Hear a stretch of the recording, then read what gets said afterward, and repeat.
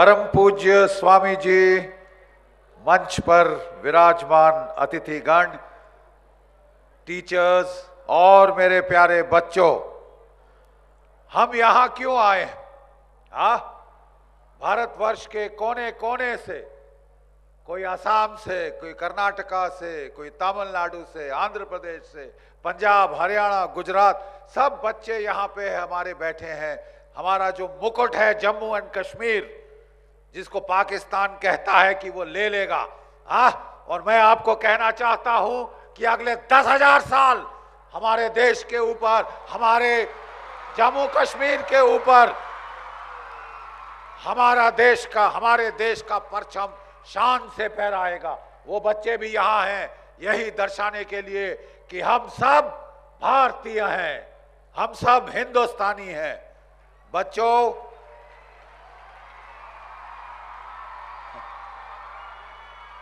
ये याद रखना बहुत जरूरी है, क्योंकि किसी देश को इतनी बुरी तरह से नहीं तोड़ा गया जितना हमारे देश को तोड़ा गया था। और जो आखिरी तोड़ने वाले थे वो थे अंग्रेज। 1857 में क्या हुआ था, याद है आपको? चमक उठी सन 57 में, वह तलवार पुरानी थी, बूढ़े भारत में भी आई फिर से नई जवानी थी, खूब लड़ी मर्दानी वह तो। बोलो, बच्चियों से सुनना चाहता हूं। उस वक्त जब हमारे देश पर, शाबाश, गुड गर्ल्स, उस वक्त जब हमारे देश पर अंग्रेजों का राज था, तब 1857 में विद्रोह हुआ, बड़ा जबरदस्त क्रांति हुई, जिसे फर्स्ट वॉर ऑफ इंडिपेंडेंस, जो आजादी की पहली जंग कहा जाता है। अंग्रेजों ने उसे बड़ी बेरहमी से कुचला। हर गांव के बाहर पेड़ों पर लाशें टंगी थीं, फांसी लटका दी उन्होंने वहां पे। वो जा के सजा सुनाते थे, सजाए मौत, और हर गांव के बाहर लाशें टंगी हुई थीं। उस वक्त अंग्रेज हिल गए कि सारा भारत, जिसमें इतनी जातियां, जिसमें इतने विभिन्न विभिन्न लोग, इतनी एथनिसिटीज, इतने धर्म, इतनी भाषाएं हैं, ये सब इकट्ठे कैसे हुए हमारे खिलाफ विद्रोह करने के लिए? उस वक्त अंग्रेजों ने यह फैसला किया कि हम इस देश को ऐसे तोड़ के जाएंगे, ऐसे तोड़ के जाएंगे कि ये फिर कभी इकट्ठा नहीं हो सकेगा। उसके लिए उन्होंने कहा कि हर फॉल्ट लाइन को ढूंढो, हर दरार को ढूंढो, जिससे ये देश तोड़ा जा सकता है, जिससे इसके टुकड़े टुकड़े किए जा सकते हैं। इनकी मानसिकता तोड़ दो। भारतीयता क्या है, द आइडिया ऑफ इंडिया क्या है, उसे खत्म कर दो। और आप जानते हैं उन्होंने पहला जो हथकंडा अपनाया, जो पहला तरीका अपनाया हमारा देश को तोड़ने का, वो क्या था बच्चों? वो था कास्ट सिस्टम। सन 1872 में सर जॉन रिस्ले ने भारतवर्ष के अंदर पहला कास्ट बेस्ड सेंसस किया। पहला सेंसस कास्ट के नाम पे। हर कलेक्टरेट, हर डिस्ट्रिक्ट ऑफिस में उन्होंने कहा कि आप अपना कास्ट, अपना गोत्र, अपना जाति, अपना वर्ण लिखाएंगे, ताकि हम आपको टुकड़े टुकड़े कर दें। और जॉन रिस्ले ने कहा बच्चों कि as long as there is caste, there will be no India. जब तक कास्ट है कोई भारतवर्ष नहीं होगा।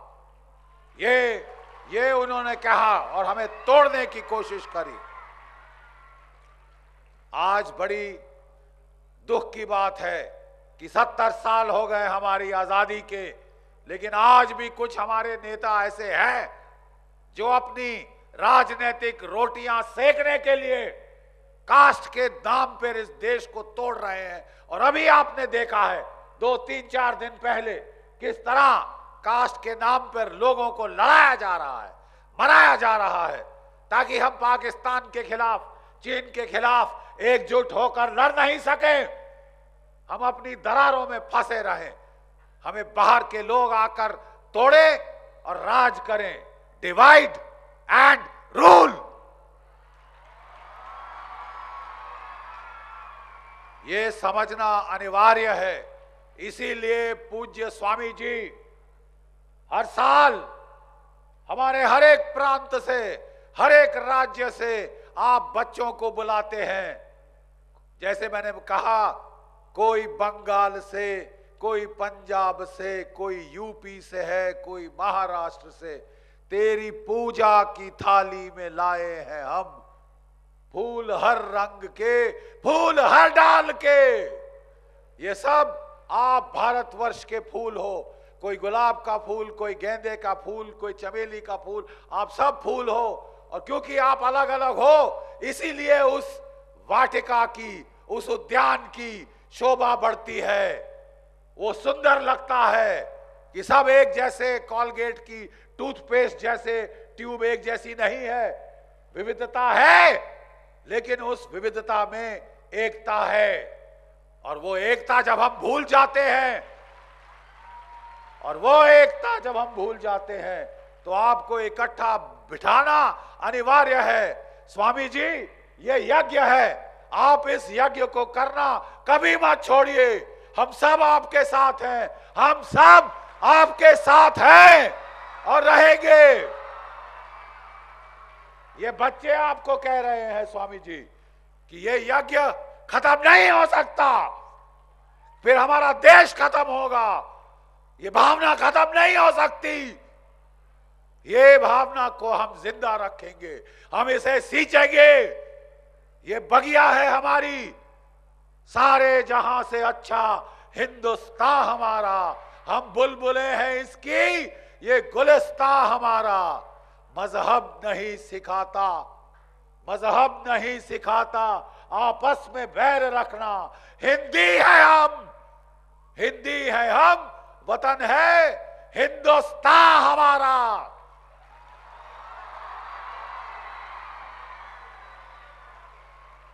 बच्चों, मैं एक फौजी हूं और एक अंग्रेज कॉरेस्पॉन्डेंट जब हिंदुस्तान आया तो उसने पता क्या कहा? The only thing Indian about India is the Indian Army. इस पूरे देश में अगर कोई चीज भारतीय है तो वो भारतीय सेना और हमारे बाकी सारे फोर्स। सेना से उसका मतलब था जो भी हमारी वर्दीधारी यहां बैठे हैं, चाहे सीआरपीएफ हो, चाहे बीएसएफ हो, चाहे सीआईएसएफ हो, एनडीआरएफ हो, हम सब पूरा भारतवर्ष के जवान उसमें आते हैं और एक वर्दी डालते हैं, एक नारा लगाते हैं, जय हिंद। जय हिंद का नारा लगाकर वो लड़ाई के मैदान में लड़ते हैं। उनको एक सूत्र में बांधा जाता है, एक माला में पिरो दिया जाता है। मैं आपको एक छोटी सी कहानी सुनाना चाहूंगा बच्चों। कहानी सुनेंगे? ओके। कहानी के माध्यम से ही इस देश में नैतिकता का उपदेश दिया गया है। चाहे पंचतंत्र हो, चाहे जातक कथाएं हो, कहानियों के माध्यम से नैतिकता सिखाई गई है। तो मैं आपको फौज की एक कहानी बताता हूं। हमारी फौज की पलटन थी, उसमें एक बड़े नेता साहब आ रहे थे। तो प्रथा के मुताबिक, हमारी सैन्य प्रथा के मुताबिक, पलटन के गेट के बाहर के साथ जो हमारे ऑफिसर्स जेसीओ खड़े हो जाते हैं और जो कमांडिंग ऑफिसर है वो जो अतिथि गण आते हैं उनसे उनको मिलाता है। तो वो नेताजी आए, वो नेता साहब आए और उन्होंने पहले अफसर से हाथ मिलाया। तो बोला, आप कौन जात के? फौज में जात नहीं पूछी जाती, जात न पूछे साधु की और फौजी की। जात नहीं पूछी जाती, पात नहीं, धर्म नहीं पूछा जाता, क्योंकि फौज में आने के बाद हम सब भारतीय हैं, भारतीय बन जाते हैं। लेकिन उन्होंने पूछा, अब क्योंकि वो अतिथि थे इसलिए उनको बोलना पड़ा, जी मैं फलाना धर्म का हूं, फलानी जाति का हूं। आप कौन सी कम्युनिटी के हैं? अगले बंदे से पूछा, और बड़े लोगों को कुछ इरिटेशन सी हुई कि ये क्यों पूछ रहे हैं, बड़ी कम्युनिटी। तो इस तरह वो सारे अफसरों से मिले। जब वो आखिरी अफसर के पास आए तो बोले आप कौन सी कम्युनिटी से हैं? बोले जनाब मैं माइनॉरिटी कम्युनिटी का हूं। ओह, बहुत खुश हो गए। आप मुसलमान हैं? बोले जी नहीं। आप जैन हैं? जी नहीं। आप ईसाई हैं? जी नहीं। आप पारसी हैं? जी नहीं। कहते साहब आप सिख तो नहीं लगते, तो फिर आप कौन सी माइनॉरिटी कम्युनिटी के हैं, जिसे मैं नहीं जानता, जिसको मैंने वोट बैंक नहीं बनाया? उसने पता क्या बोला? उसने बोला मिनिस्टर साहब आई एम एन इंडियन, और आज के दिन ये सबसे छोटी माइनॉरिटी कम्युनिटी है हमारे इस देश में। हम सब कुछ हैं, कोई पटेल है, कोई बख्शी है, कोई यादव है, कोई कुर्मी है, कोई महातो है। मैं आपसे पूछता हूं हिंदुस्तानी कौन है? ये इसीलिए आपको यहां लाया गया, इसीलिए मेरे बच्चों आपको यहां लाया गया है। ये 7000 साल पुरानी सभ्यता है, ठीक है। मैं इसरो गया था, इंडियन स्पेस रिसर्च ऑर्गेनाइजेशन। उन्होंने मुझे दिखाया, जनरल साहब ये देखिए, ये सैटेलाइट फोटोग्राफ्स हैं सरस्वती नदी की। वेदों में सरस्वती का 50 बार नाम लिया गया है। सरस्वती सबसे वंदनीय नदी।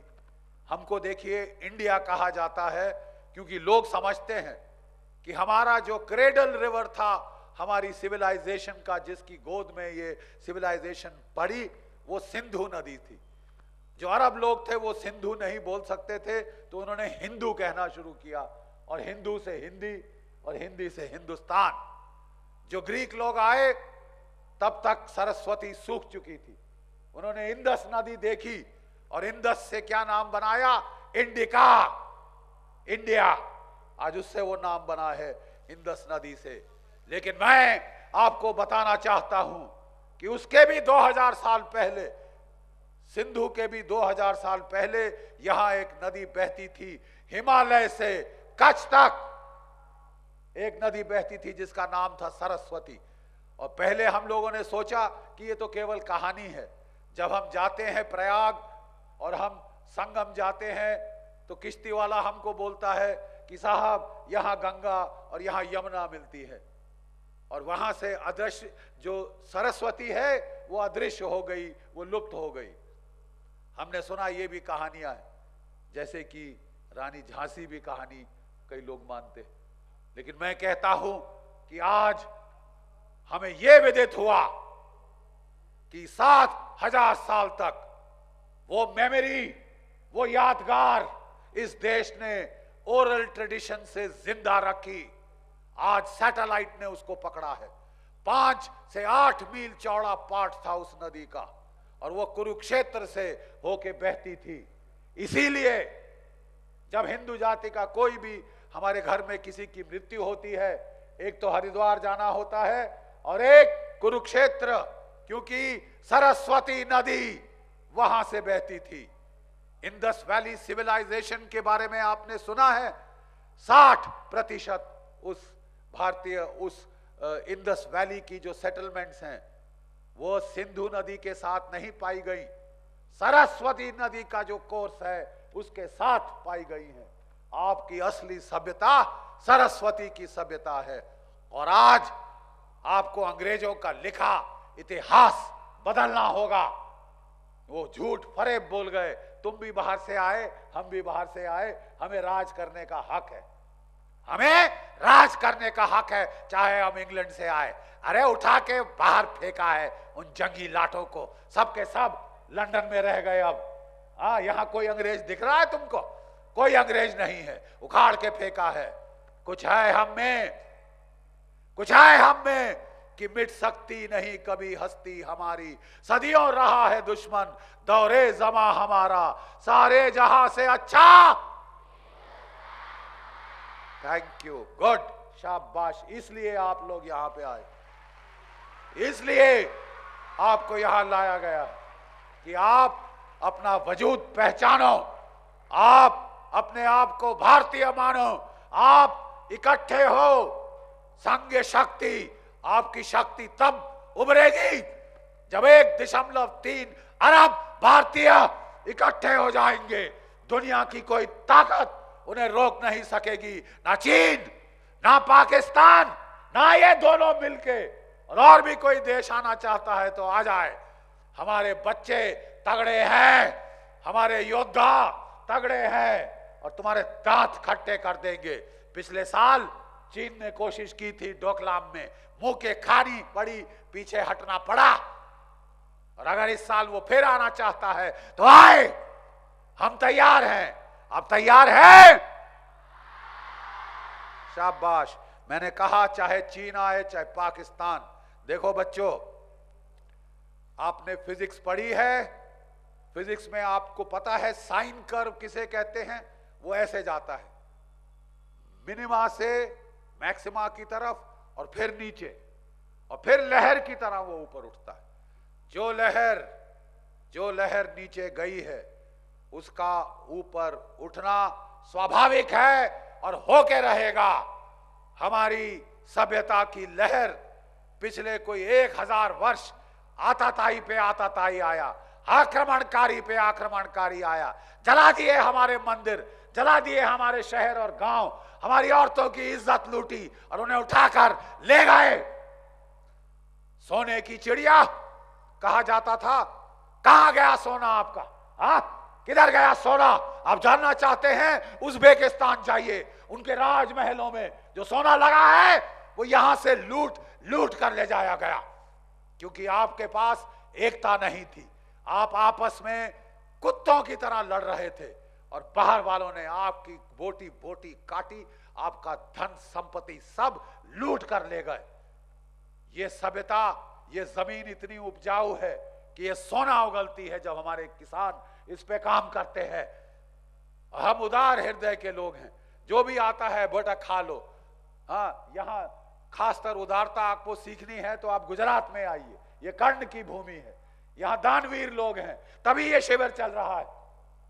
20 सालों से चल रहा है ये शिविर। मैं कहना चाहता हूं बच्चों कि हम उदार लोग थे, हमने हर किसी को अपनाया। बेचारे पारसी ईरान से भाग के आए, हमें बचाइए, हमने उनको शरण दी। ज्यूस को हमने शरण दी, जो आया हमने उसको शरण दी। लेकिन उसके बदले लोगों ने देखा कि बड़ी धन संपत्ति है और आपस में लड़ते रहते हैं। एक को दूसरे से लड़ाकर उन्होंने फूट डालकर यहां पे राज किया, 1000 साल राज किया। शर्म आई तुम्हें? शर्म आई किसी को? ये प्रॉब्लम है हमारी। जब तक आप इकट्ठा होना नहीं सीखें, अरे किसी के हाथ में ऐसे मारोगे तुम्हारी उंगलियां टूट जाएंगी, लेकिन ऐसे मारोगे उसके दांत टूट जाएंगे। बच्चों, वो 1000 साल गुलामी के भूल जाओ। पिछले 70 साल से भारत आजाद है और हमारी शक्ति शनय शनय बढ़ती जा रही है। आज हमारे पास दुनिया की 2nd लार्जेस्ट आर्मी है, सबसे दूसरी बड़ी फौज है। हमारी 4थी बड़ी जो है वायुसेना है और 6ठी बड़ी नेवी है दुनिया में। और ये क्या कर सकती है? ये आपने 1971 में एक ट्रेलर देखा है। ट्रेलर, उस वक्त बेटा हम लोग कमीशन हुए थे। मेरा जो बैच है, हमको दिसंबर 1970 में जो है, हमको दिसंबर के महीने में 71 के महीने में कमीशन मिलनी थी। हमको कहा गया कि लड़ाई के बादल मंडरा रहे हैं, आसमान में गिद्ध मंडरा रहे हैं बांग्लादेश की भूमि के ऊपर। वहां पे 3 करोड़ बंगाली मार डाले गए, 1 करोड़ औरतों की इज्जत लूटी जा चुकी है, पाकिस्तान की फौज ने लूटी है, और 10 करोड़ धकेल दिए हमारे देश के अंदर रेफ्यूजी बना के कि तुम खिलाओ, तुम पिलाओ, तुम मारो। तुम्हारी अर्थव्यवस्था तितर बितर होती है तो अच्छा है, बगैर लड़े तुम्हारी कमर तोड़ देंगे। बहुत संयम दिखाया। उस वक्त जो हमारी प्राइम मिनिस्टर थी, दुनिया भर में जाके उन्होंने बातचीत करी कि इन्हें समझाओ, पाकिस्तान को समझाओ। याद है महाभारत में श्री कृष्ण आखिरी तक भी लड़ाई लड़ने के पहले दुर्योधन के पास गए, दुर्योधन 5 गांव दे दे, ठीक है 5 भाई हैं, 5 गांव दे दे। उसने बोला दफा हो जाओ महाराज, कोई गांव नहीं दूंगा। उसने बोला दुर्योधन 1 गांव दे दे। दुर्योधन ने कहा कि सुई की नोक के ऊपर जितनी जगह होती है महाराज श्री कृष्ण, मैं उतनी जमीन भी नहीं दूंगा। तो उस वक्त श्री कृष्ण चेहरा तमतमा गया और वो खड़े हुए और बोला दुर्योधन फिर युद्ध होगा और उसका जिम्मेवार तू होगा। जितनी कत्लो गारत होगी, जितने खून की नदियां बहेंगी, जिम्मेवारी तेरी। धर्म के मुताबिक मेरा कर्तव्य था कि मैं युद्ध रोकने की कोशिश करूं, मैंने सारे प्रयास कर लिए, तू नहीं माना।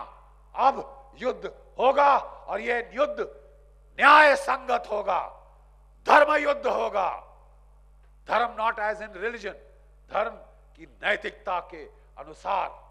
हम बेवजह चवन्नी में जाने नहीं डालते अपनी सिपाहियों की, लेकिन जब तुम हमारे सर के ऊपर चढ़ जाओ तो हमें उतारना आता है तुमको।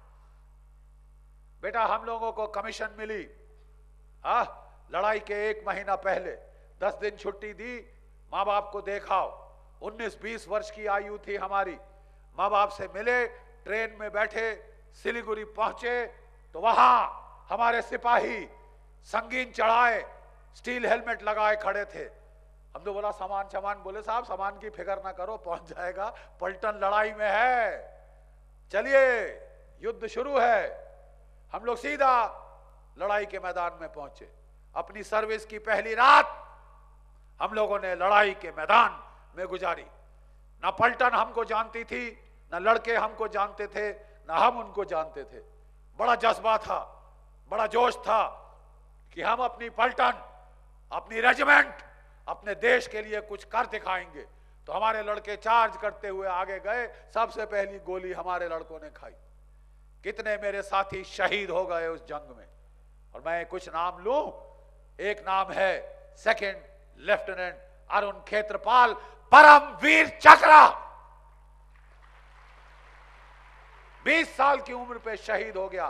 5 दुश्मन के टैंक बर्बाद कर दिए, 3 टैंक बर्बाद कर दिए तो उसके टैंक में गोला लगा, आग लगी।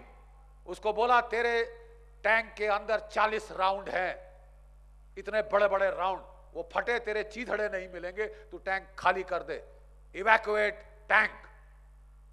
मालूम क्या जवाब दिया उसने रेडियो पे? मालूम क्या जवाब दिया उस शेर ने? माई गन इज स्टिल फायरिंग, मेरी तोप अभी भी चल रही है और जब तक मैं मार सकता हूं मैं मारूंगा सालों को।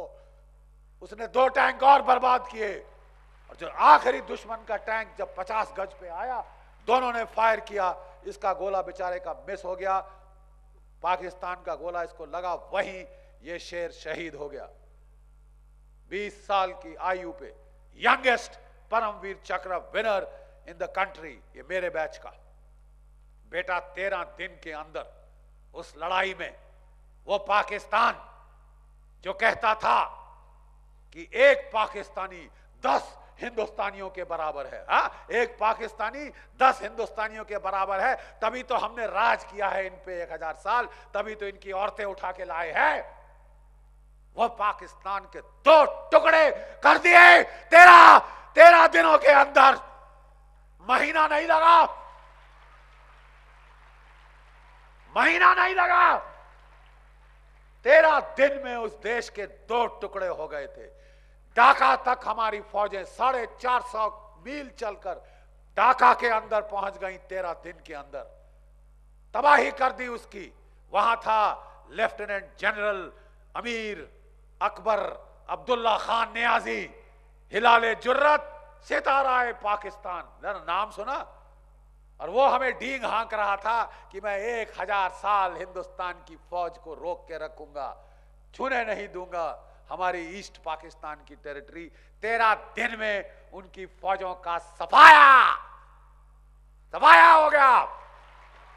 93,000 कैदी,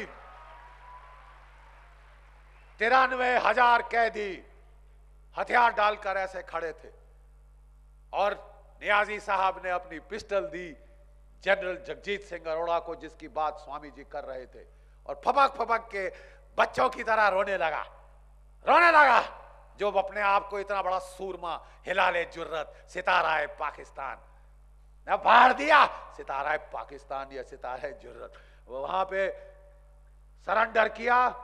93,000 कैदी बेटा हमने अपनी आंखों से देखे हैं, मालगाड़ी के अंदर जैसे ढोर डंगर बकरी, हाँ मवेशी जैसा डालते हैं ना मालगाड़ी में, ट्रेन में नहीं बिठाया, क्योंकि इन्होंने जुल्म किए थे औरतों के ऊपर, और लड़ने के जब मर्दों का टाइम आया तो बैठ गए साले, तो उनको बंद करके मालगाड़ियों में डाल के प्रिजनर ऑफ वॉर कैंप भेजा। इनकी औरतें वहां इस्लामाबाद और रावलपिंडी में रोने लगी, चूड़ियां तोड़ के भुट्टो के पास गई, हमारे मर्द वापस लाओ, हमारे मर्द वापस लाओ, और उस वक्त उदार हृदय की तरह करके इनको दे दिए। 93,000 कैदी इनके दे दिए, और हमारे जो 56 कैदी इनके पास थे वो अभी तक वापस नहीं आए। उनको टॉर्चर कर करके, ऐसे ये कुत्ते लोग हैं, उनको टॉर्चर कर करके कईयों को पागल कर दिया, कई मर गए, रो रही हैं उनकी माएं और विधवाएं आज तक। और एक हमारा कुलभूषण जाधव क्या मिला, उसको टॉर्चर किया, और जब उसकी मां और उसकी बीवी को उससे मिलने का मौका दिया गया, वो भी दबाव, अंतरराष्ट्रीय दबाव में, तो इन कमीने लोगों ने उसकी मां, उसकी बीवी का बिंदी उतरवाई, मंगलसूत्र उतरवाया, चूड़ियां उतरवाई, ताकि उस कैदी को धक्का लगे कि तेरे सामने तेरी बीवी तेरे जिंदा होते विधवा बना के पेश करी, तेरी मां विधवा बना के पेश करी। अरे ये ऐसे लोग हैं, ये ऐसे कमीने, नीच, कमजात लोग हैं, ऐसों से राक्षस है ऐसे लोग, ऐसों से लड़ना हमारा फर्ज है। ऐसों को मार डालने में कोई पाप नहीं लगेगा। अरे 360 तो मैं मरवा के आया हूं, जमीन के नीचे गाड़ के,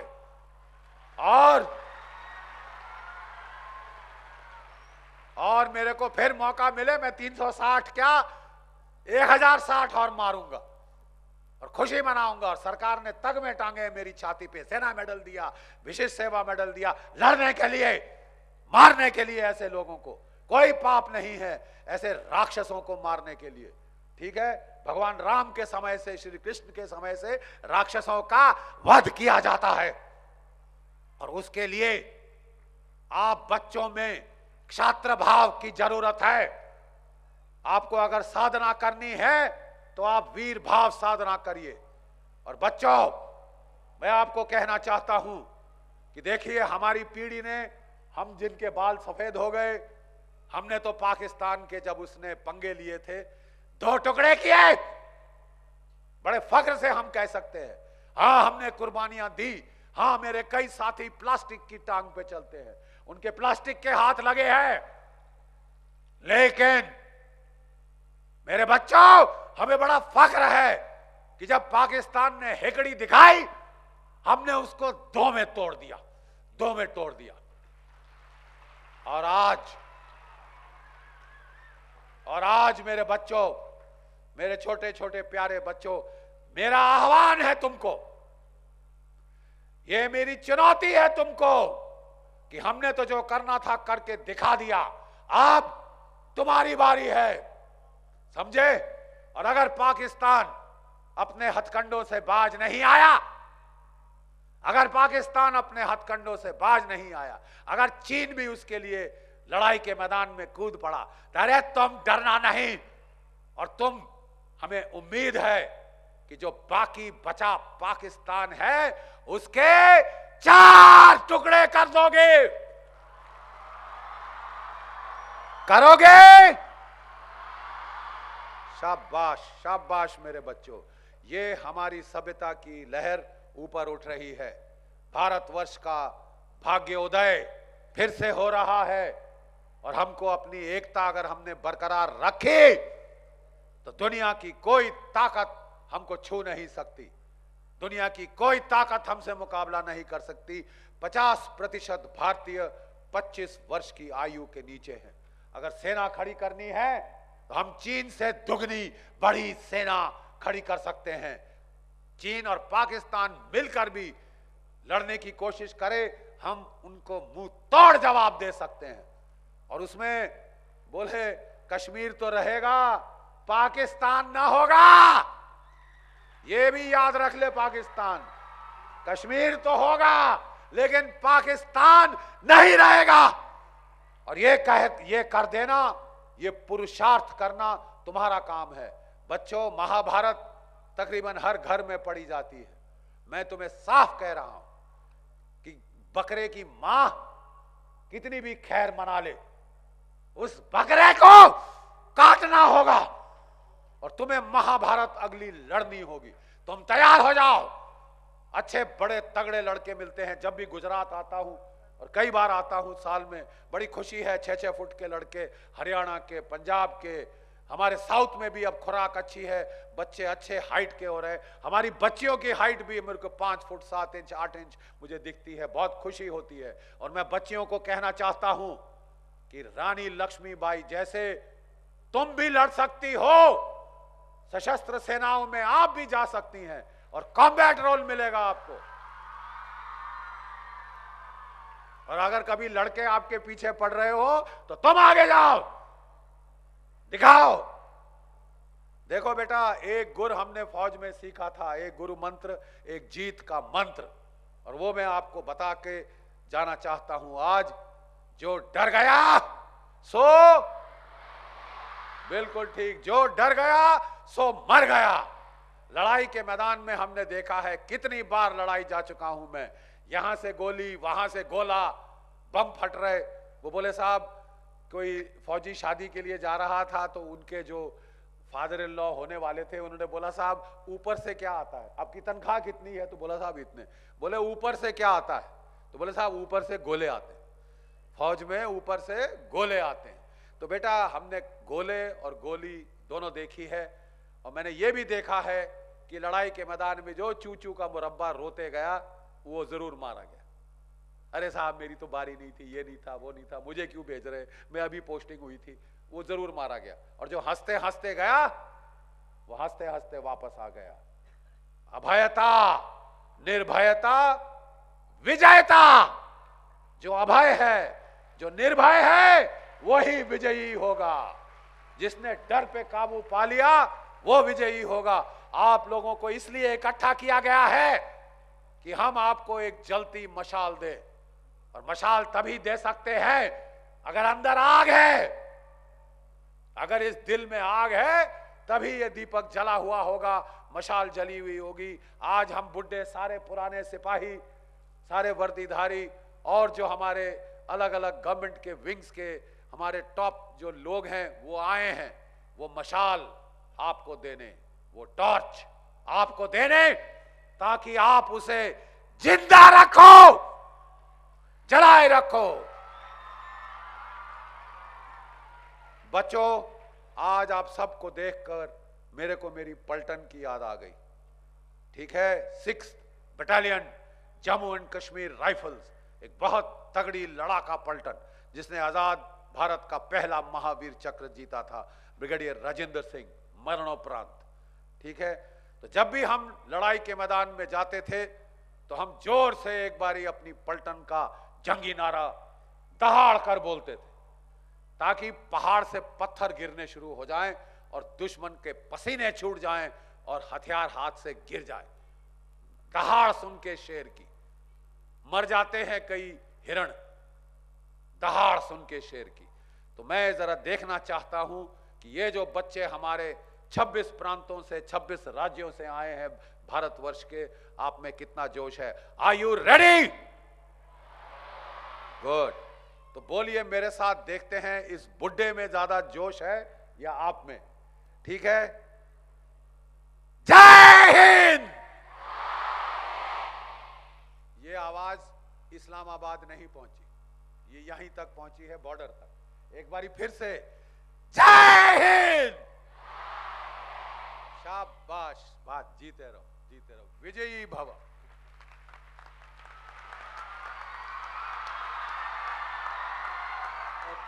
धन्यवाद जनरल साहब। प्यारे बच्चों, आप जिंदगी में विजयी होना चाहते हैं कि पराजित होना चाहते हैं? पक्का है? तो हमें एक बहुत बड़े महापुरुष ने सिखाया था।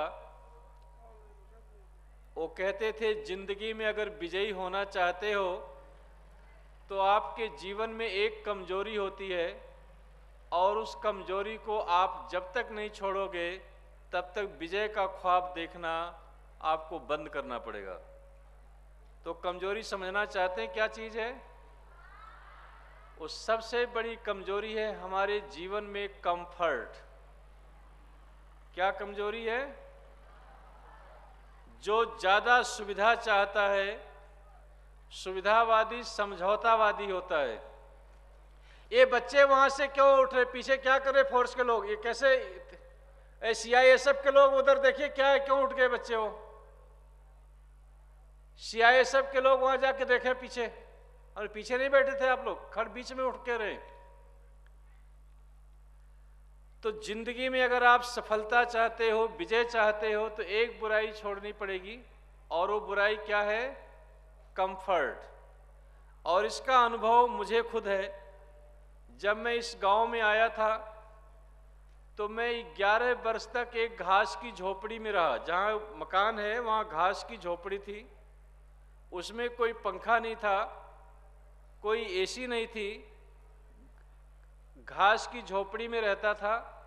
और मैं यहाँ आश्रम का बना हुआ खाना नहीं खाता था, क्योंकि मेरी मानसिकता में थी कि जो दान देते हैं, ईमानदारी के कमाने वाले लोग दान नहीं दे सकते हैं, जो उल्टा सीधा काम करते हैं वही दान देते हैं, और उनका अन्न खा करके बुद्धि भ्रष्ट होगी। तो मैं आश्रम का खाना न खा के गाँव में से भिक्षावृत्ति करके खाना खाता था। आज किसी एक घर से आ गया, कल दूसरे घर से आ गया, तो ऐसे खाना लेकर के ये गांव में हमारे गांव वाले लोग हमको 11 बरस तक खाना खिलाए। अलग अलग घर से आते थे। एक सुमित लड़का है, एक यहाँ हकू भाई था, उसका भाई नहीं रहा बेचारा, वो डेली खाना लेकर के बड़े श्रद्धा से आते थे, और हमने 11 बरस तक अलग अलग घरों से खाना खाया। उसके बाद 11 साल तक घास की झोपड़ी में रहा, कभी पंखा नहीं देखा, कभी एसी नहीं देखा, तो हमको गर्मी नहीं लगती थी, हमको मच्छर नहीं काटते थे, हमें कोई तकलीफ नहीं होती थी। अब मैं वीआईपी लोग के साथ में रह करके वीआईपी कल्चर आ गई, तो अब हमको गर्मी भी लगती है, अब हमें मच्छर भी काटते हैं, और हमें परेशानियां भी होती है। तो इसलिए बच्चों कि जिंदगी में अगर आप विजयी होना चाहते हैं, जो आशीर्वाद जनरल साहब ने दिया है, तो एक जिंदगी का सपना है कंफर्ट छोड़ दो। और जो कंफर्ट का आदी होगा वो विजयी का आदी नहीं हो सकता। बात समझ में आई आपको? तो यहां आप आए, आपको हमने जब पहली शिविर लगाई थी तो बच्चे लोग, हवा चलता था टेंट उड़ जाते थे, लोग खुले मैदान में रहते थे। हम चाहते थे लोग को सशक्त और मजबूत बनाएं, लोग को टॉयलेट आदि भी कुछ नहीं था। अब अभी हमको एनडीआरएफ के लोग टेंट देते हैं लगाने के लिए, हम उनके डीजी और उनकी फोर्स के आभारी। एक बार सब लोग एनडीआरएफ के लिए आप लोग जोरदार ताली बजा करके आप उनका रिगार्ड्स करिए। कुछ सुविधाएं भी हो गई, फर्श भी हो गए हैं, लेकिन आप ये सोचते होंगे कि हम टेंट में रहते हैं, यहाँ पक्के मकान भी कुछ है। हमारे फोर्स के आए अफसर लोग, उनके भी रैंक का फर्क हो जाता है कि हम ऑफिस सीनियर ऑफिसर है तो जूनियर वाले के साथ रूम शेयर करेंगे तो मेरा स्टेटस डाउन हो जाएगा। ये ऐसा क्यों लोग रह रहे? तो प्यारे बच्चों, आप ये हमारे गेस्ट हैं, भगवान हैं, हम भी आपके साथ टेंट में रहते हैं। हम भी रात को पूरी रात जगे थे, 4 बजे आकर के उस लाइब्रेरी में गए, तखत पे सोए थे, और रात का ट्यूबवेल बोर रात में कराना पड़ा था। एनीवे, तो आप ये मत सोचो कि हम कहीं आराम में हैं और आपको तकलीफ दे रहे हैं, ऐसा कुछ नहीं होगा। हम सभी लोग उस मिशन की तरफ से चलेंगे तब करेंगे और देश और समाज के लिए जो भी कुछ कर सकते हैं उसे करने का प्रयास करेंगे।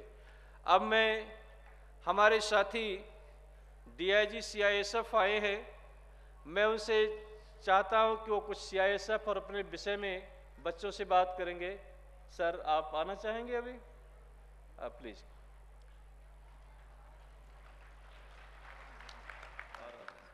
ये हमारे सर GSR राजू साहब है, इनके DG हमारे अच्छे दोस्त हैं, अभी आजकल यूपी पुलिस के DG बन गए हो 3-4 दिन पहले, और उन्होंने इनके पूरे CISF में जाकर, हमने जैसे कहते हैं कथा शिविर यहाँ लगनी चाहिए, हमने वहाँ 1-1 सप्ताह की 8-8, 10-10 हज़ार जवानों के बीच में वहाँ जाकर जगह जगह इनके कैंप किए, लोग से बातें की। मैं ऑनरेबल DIG साहब से रिक्वेस्ट करूँगा कुछ बातें आपके सामने रखेंगे। थैंक यू वेरी मच, बहुत बहुत धन्यवाद है। इस मंच में आयोजित मुख्य अतिथि लोग, justice PC Ghosh sir, education minister Bhupendra Singh साहब, श्री अर्जुन भाई साहब, Shri GD Bakshi sir, general retired, Prashant Mishra साहब, पार्थसारथी साहब, और इस शिविर का आयोजित स्वामी धर्म साहब और श्री मेहता साहब, मेजर जनरल रिटायर्ड, और अदर बाकी कितना आदमी मंच में बैठा है, मैं सबको आदर नमस्कार बोलता हूं। और मंच का सामने कितना लोग हैं, भिन्न भिन्न जगहों से, देश का दूर प्रांतों से आया हुआ है, बच्चा लोग, बाल बाल के हैं, टीचर्स हैं, सबको मैं धन्यवाद देना चाहता हूं। मेरा को भी इस मौका मिला है, मैं इसके लिए भी बहुत खुशी हूं आपका बीच में खड़ा होने के लिए। और स्वामी जी ने बहुत सुंदर शिविर ने आयोजित किया था, धर्मबंधु स्वामी जी ने, इसके लिए भी मैं बहुत खुशी हूं, क्योंकि स्वामी जी ने शुरुआत में बहुत अच्छा बात बोला था अपना वांग्मूल में। ये इस शिविर किस लिए आयोजित किया है वो मेरा को बहुत अच्छा लगा है। मेरा को भी लगा है ऐसा काम मैं भी करूं मेरा जीवन में, क्योंकि अपना से दूसरा को मदद करना, दूसरा का परेशानी को जानना और प्रेम करना अपना साथियों को, और साथ ही साथ अपना साथ में इतना अच्छा सुंदर दुनिया है, धरती है, उसको प्यार करना, और उसमें कितना जीवी है उसको प्यार करना, इसको संभालना अपना सबका एक मुख्य काम है।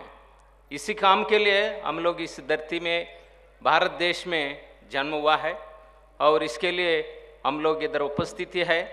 ये काम हम लोग को सबको दिया गया है, ये सब मिलके इस भारत देश को, सुंदर हिंदुस्तान को, और साथ ही साथ कितना लोग है, जैसा जनरल बख्शी सर ने बोला है और जस्टिस साहब ने कहा था सर ने, हम लोग भिन्नत्व में एक एकत्व है, हम सब मिलके एक सुंदर हिंदुस्तान, मजबूत हिंदुस्तान बना सकता है। ये मेरा उम्र में मैं आपको केवल सलाह दे सकता हूँ, एक ही है, आपका ये समय है बहुत अमूल्य है, बहुत पढ़ने के लिए समय है, अच्छे से पढ़िए, और किस अपना देश के लिए आप क्या कोई साइंटिस्ट बना सकता है जैसा अब्दुल कलाम साहब बना है, और कोई अच्छा से बहुत बड़ा आर्टिस्ट बना सकता है, नहीं तो कोई भी एजुकेशनिस्ट बना सकता है, और कोई भी है अपना अपना, नहीं तो जैसा स्वामी जी है ऐसा सामाजिक सेवक भी आप लोग बन सकता है। लेकिन एक चीज़ हम लोग याद रखना है, प्रेम से रहना है, और एक दूसरा को साथ ही साथ जैसा है अपना देश को बांटना चाह रहा है, उससे हम लोग विमुक्त होना है। वो हम एक भिन्नत्व में एकत्व है, इसको हमेशा हम याद रखना है। यही अपना महात्मा गांधी जी भी चाहता है, और स्वामी विवेकानंद जी भी चाहता है, हम लोग सब यही चाहता है एक सुंदर महान हिंदुस्तान बने, इससे हम लोग को सभी का खुशी हंसी मिले और इसमें कोई गरीबी नहीं हो। स्वामी विवेकानंद साहब कहता है, स्वामी जी, जब तक गरीबी इस देश में रहेगा हर एक आदमी को हम दोष पाएंगे। Everyone is a responsible for ये गरीबी के लिए सब जवाबदारी है करके बताया। इसलिए इस गरीबी को दूर करने के लिए हम लोग सब मिलके काम करेंगे। इस सुंदर और अच्छा मधुर भारत देश को, हिंदुस्तान को हम लोग बनाएंगे, यही हम चाहता है। इस काम में CISF भी लगा हुआ है। हम लोग का बीच में सुंदर अपना फोर्सेस को आप लोग देख रहा है, NDRF से लोग आया है, BSF से लोग आया है, CRPF से लोग आया है, लोकल पुलिस से आया है, ये सब है हिंदुस्तानी है। ये सब आपके लिए एक नमूना है, एक भिन्नत्व एकत्व को दिखा रहा है। आप लोग जैसा है हम लोग भी सब मिलके इस हिंदुस्तान को इस सुंदर मधुर और अच्छा हिंदुस्तान बनाएंगे। इसके लिए आप लोग काम करना है, अच्छे से पढ़िए। इधर बैठा है कुछ लोग, ऑनरेबल जस्टिस बना है, चीफ मिनिस्टर बना है और एजुकेशन मिनिस्टर बना है और मेजर जनरल बख्शी साहब बना, ऐसा आप लोग बनना है जैसा हम बना है। हम सिविल सर्विसेज का है, 90 बैच से सेलेक्ट हुआ है, आप लोग भी बना है। बन के एक अच्छा सुंदर मधुर मीठा भारत देश को बनाना चाहता हूं, यही मेरा शुभकामना है। जय हिंद और जय भारत।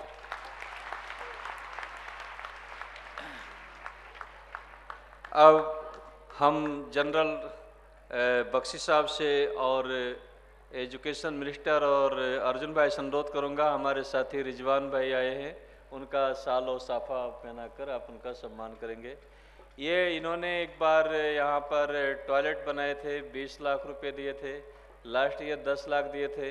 इस बार पता नहीं क्यों इनकी दया है ये 5 लाख में आ गए हैं, तो आगे से अगले साल भगवान करे 2.5 लाख में आ जाएं तो वो भी अच्छा है, कोई फर्क नहीं पड़ता। लेकिन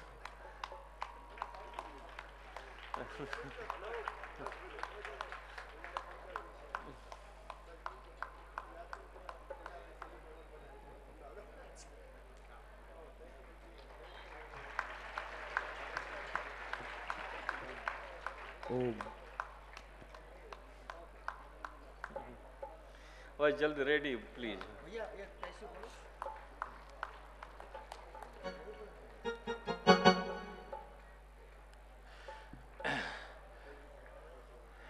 प्यारे बच्चों, इस कैंप के बाद अभी सभा खत्म होगी एक गीत के बाद, उसके बाद राष्ट्रगान होगा। राष्ट्रगान में सब लोग साइलेंट खड़े रहेंगे। उसके बाद फिर आप लोग लंच के लिए जाएंगे।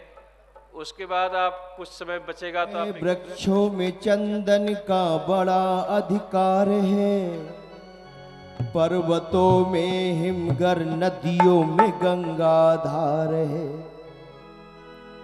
है कमल पुष्पों में और नागों में जैसे शीश है, इसी तरह सब देशों में ऊंचा मेरा भारत देश है।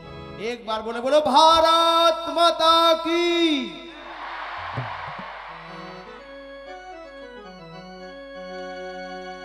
जिसके वीरों की दुनिया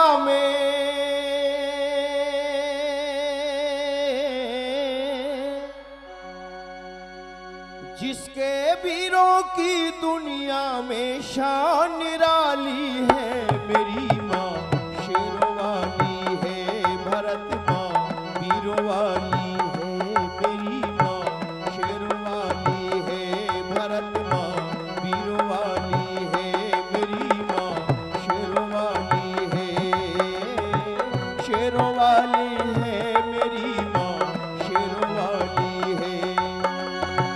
जिसके वीरों की दुनिया में शान निराली है, मेरी माँ शेरों वाली है, भरत माँ वीरों वाली है।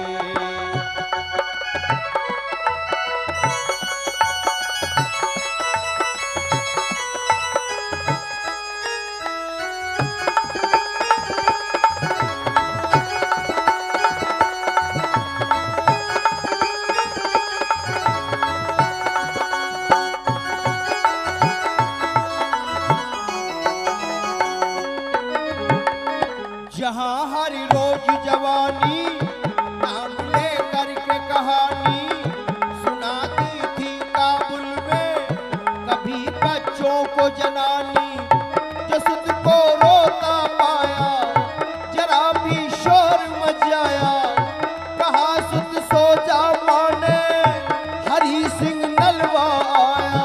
हो भारी उठा और दल कर में जब तेग संभाली है, मेरी माँ शेरों वाली है, भरत माँ वीरों वाली है, वीरों वाली है, मेरी माँ वीरों वाली है।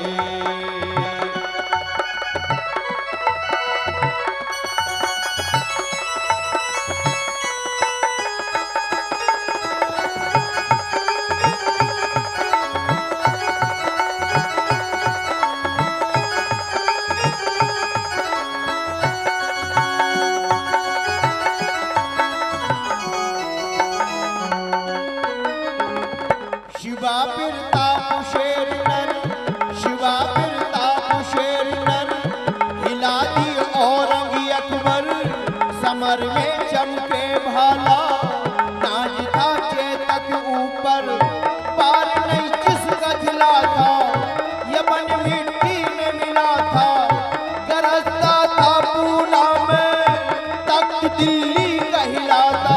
हो वीर शिवा सा आज कोई भी ना बलशाली है, मेरी माँ शेरों वाली है, भरत माँ वीरों वाली है, वीरों वाली है, मेरी माँ शेरों वाली है।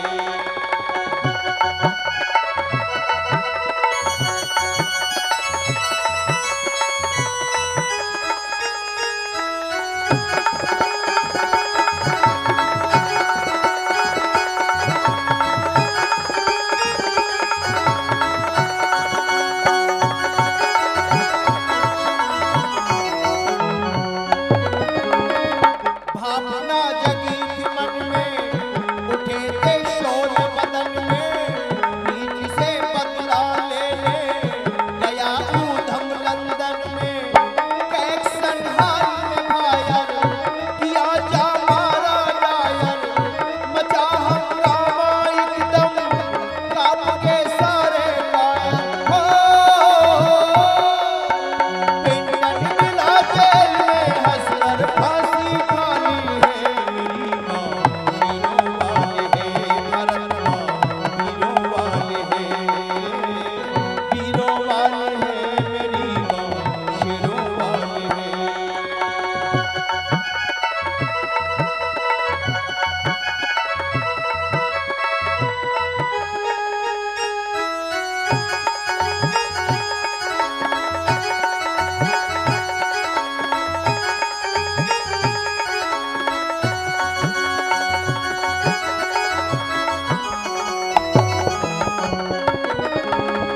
पढ़ो इतिहास पुराना, पढ़ो इतिहास पुराना, शेर था एक मर्दाना, खाक में बाड़ी की छानी, नाम जिसका महाराणा, खाक में बाड़ी की छानी, नाम जिसका महाराणा, नहीं बंधन में आया, नहीं बंधन में आया, न उसने शीश झुकाया, वीर धरती पर सोया, हाथ पर खाना खाया।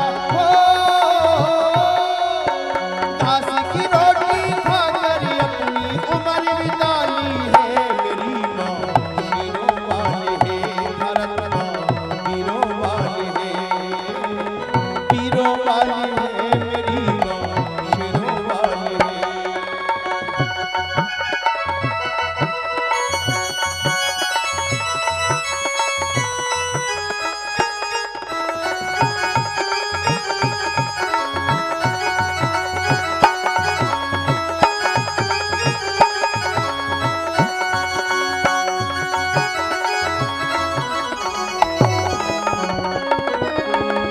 रहे भयभीत फिरंग,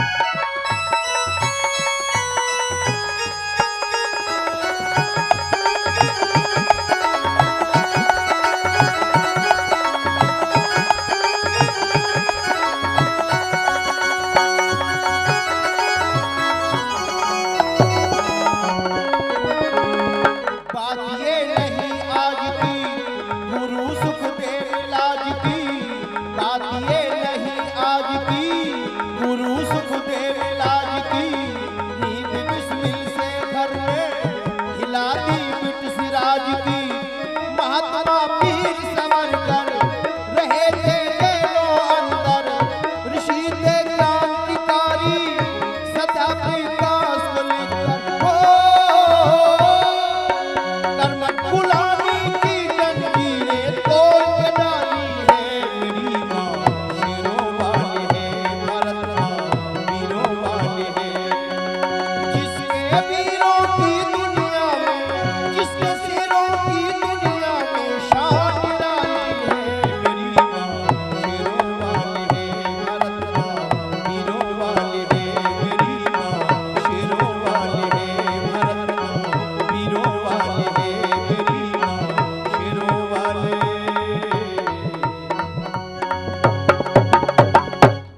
प्यारे बच्चों, हमारे बीच में रिजवान भाई है। हम चाहते हैं 5 मिनट के लिए वो अपने विचार रखेंगे। वैसे 12:30 बजे कार्यक्रम राइट ख़त्म होना है, 2 मिनट लेट होगा। उसके बाद हम लोग राष्ट्रगान करेंगे और अपना चलेंगे। प्लीज़। मंच पर विराजमान महानुभावों, हमारे प्यारे सोल्जर्स, बच्चों, सबको मेरा प्रणाम, नमस्कार। मेरा नाम रिजवान आदतिया है। मैं ओरिजिनल पोरबंदर गुजरात, जहां महात्मा गांधी जी का जन्म हुआ था, वो गांव से हूं। लास्ट 32 साल से मैं अफ्रीका रह रहा हूं, मगर दिल मेरा हिंदुस्तान में ही छोड़ के गया था। इसके लिए 32 साल से अपने देश के साथ, देशवासियों के साथ जुड़ा हुआ हूँ। मैं स्वामी धर्मबंधु जी का बहुत बड़ा शुक्रगुजार हूँ कि लास्ट 4 साल से मुझे इनविटेशन देते हैं और मैं खुशी खुशी अफ्रीका से यहाँ मैं आता हूँ और शिविर में पार्ट लेता हूँ और अपने आप को बहुत खुश नसीब समझता हूँ। देखो बच्चों, आप भी अलग अलग स्टेट्स में से आए हो। मुझे बताया गया है कि तकरीबन 16,000 बच्चे जमा हुए हैं। ये आपके लिए बहुत अच्छी अपॉर्चुनिटी है। इसीलिए कहा जाता है कि भाग्यशाली वो नहीं होता जिनको सब कुछ अच्छा मिलता है, बट भाग्यशाली वो होते हैं जिनको जो मिलता है उससे अच्छा बना लेते हैं।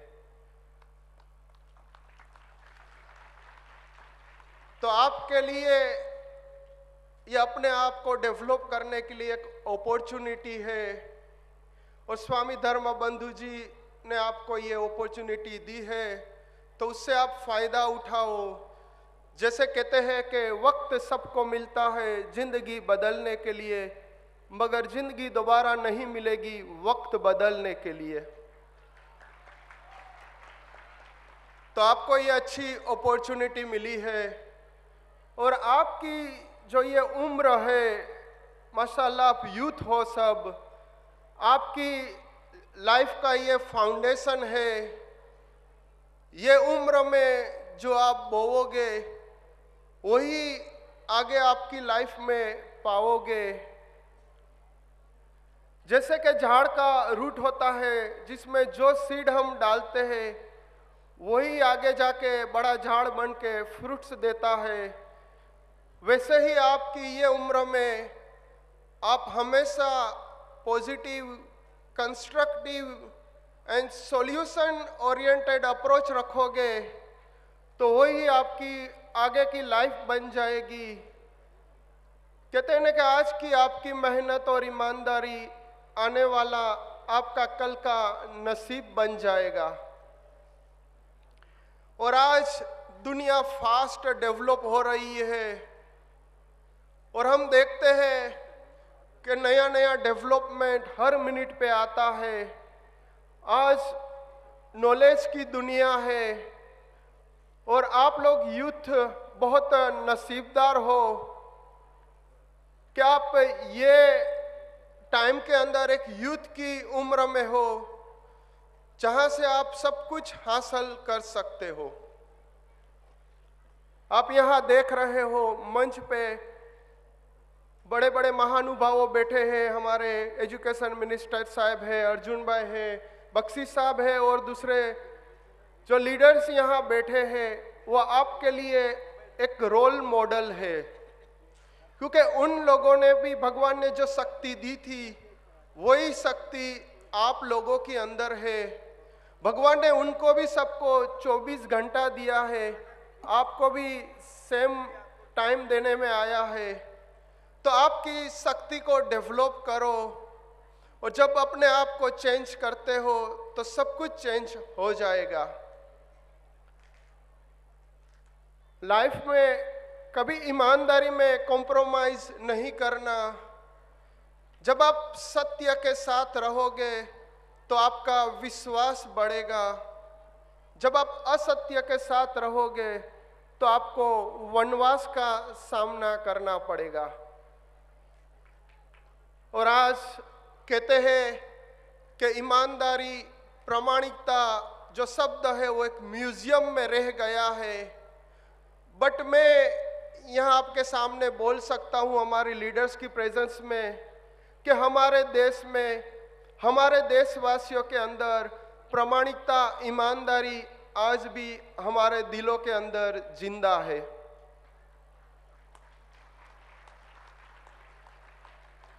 वही ईमानदारी के साथ अपनी लाइफ को डेवलप करो।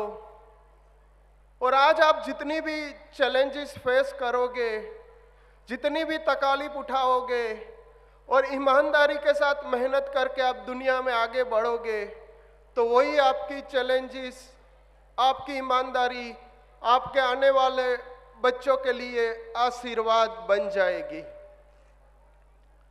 मैं मेरी बात करूं तो मैं भी एक छोटा सा परिवार का हिस्सा था, और पोरबंदर के अंदर जब मैं पढ़ता था, वो 10th फेल हुआ तो मैंने पढ़ाई छोड़ दी और एक छोटी सी जॉब मैंने कर ली, जहां महीने की मेरी तनख्वाह थी 175 रुपीस, और रोज का 12 घंटा में ईमानदारी से मेहनत करता था। लेकिन मैंने कभी ईमानदारी में कॉम्प्रोमाइज नहीं किया। बहुत बार खाना नहीं मिला तो मैं भूखा सोया था, और वही हमारे माँ बाप के संस्कार थे, वही हमारे गुरुजी के संस्कार थे, वही संस्कार से हमने हमारी लाइफ को डेवलप किया। और तकलीफ उठा के आज 32 साल बाद परमात्मा ने हमें बहुत अच्छे मुकाम पे पहुंचा दिया है। और आज वही हमारी तकलीफ, वही हमारी चैलेंजेस हमारे बच्चों के लिए आशीर्वाद बन गई, क्योंकि वो लोग अच्छी स्कूल्स में पढ़ते हैं, अच्छे घरों में रहते हैं और बहुत अच्छी लाइफ गुजारते हैं। तो मेरे प्यारे बच्चों, आपकी भी उम्र यही है। अभी आपकी हालत क्या है वो इतना इम्पोर्टेंट नहीं है, जितना लाइफ में आपको आगे क्या अचीव करना है। हमेशा बड़े ड्रीम्स करो, बड़े बड़े सपने देखो, अपने एम को बड़े हाई रखो, हमेशा बड़ा सोचो, और वो हिसाब से अपनी लाइफ को डेवलप करो। परमात्मा ने आपके अंदर जो शक्ति रखी हुई है उसको डेवलप करो, और हमेशा अच्छी आदतों को अपनी जिंदगी में उतारो। बुरी आदतों से दूर रहो, बुरा कामों से अपने आप को बचाओ। और कहते हैं कि हमेशा गोल स्टेटमेंट पे ध्यान दो, नहीं कि गर्ल स्टेटमेंट पे। बच्चों समझ में आता है? गर्ल स्टेटमेंट पे ध्यान नहीं दो, बल्कि अपने गोल स्टेटमेंट पे ध्यान दो।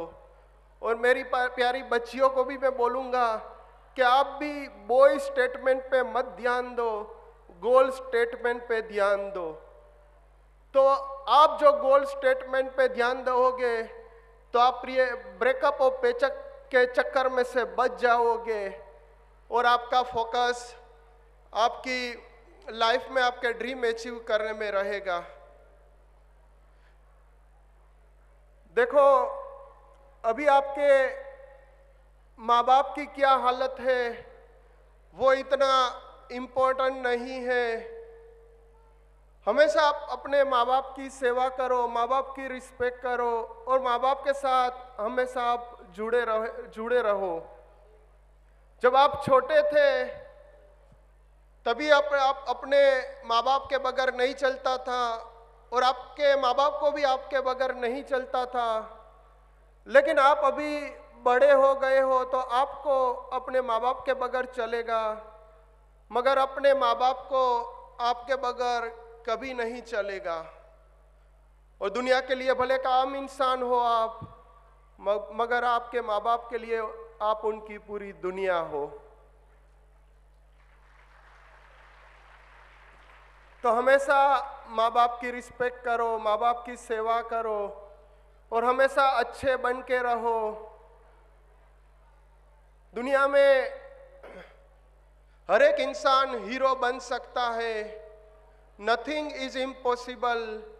तो आपको ये शिविर में यहाँ अपॉर्चुनिटी मिली है, उससे आप फायदा उठाओ और ईमानदारी के साथ आप दुनिया में आगे बढ़ो। मैं लास्ट 2 स्टोरी छोटी छोटी कह के मैं मेरी स्पीच खत्म करूँगा। एक बड़ा सेठ की देहांत हुआ तो उनके लिए कहा गया कि उसकी धाक सैकड़ों पे थी, गिनती उनकी बड़ों में थी, दफन तो वो केवल 6 फीट गड्ढे में हुआ, बल्कि जमीन उनके नाम कहीं एकड़ों में थी। इसके लिए कहते हैं कि पैसा नमक की तरह होता है, जरूरी तो है लेकिन जरूरत से ज्यादा होवे तो जिंदगी का स्वाद बिगाड़ देते हैं।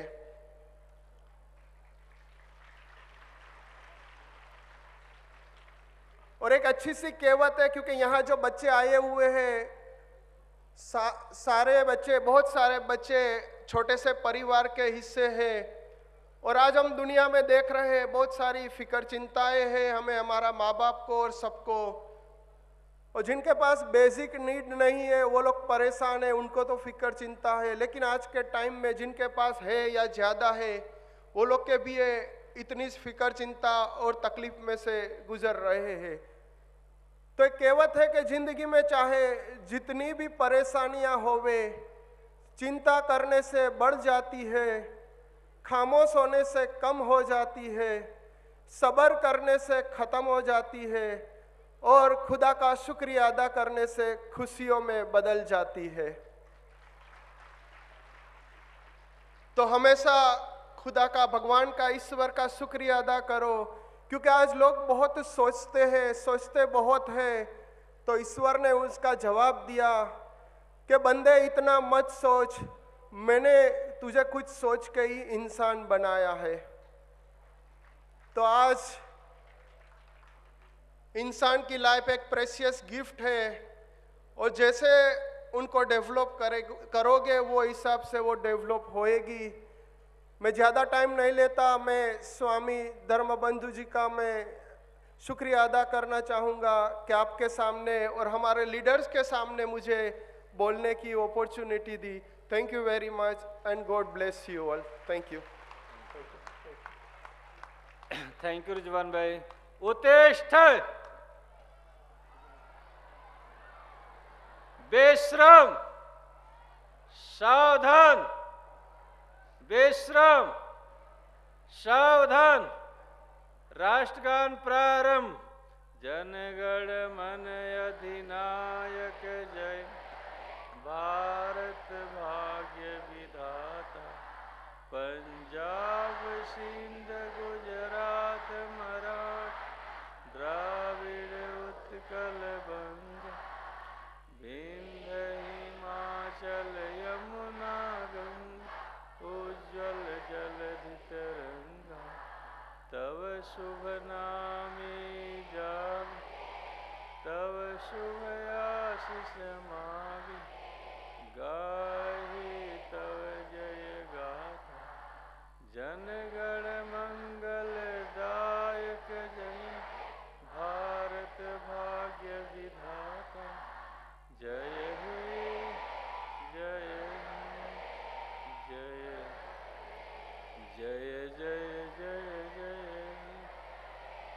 भारत माता की, भारत माता की, भारत माता की। जय हिंद।